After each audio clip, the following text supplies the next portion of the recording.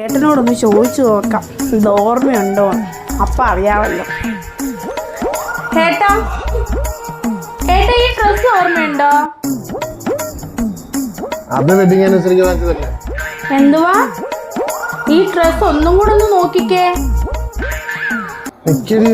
ഏട്ടാ ശരിക്കും നോക്കിട്ടാണോ ഇത് പറഞ്ഞത്?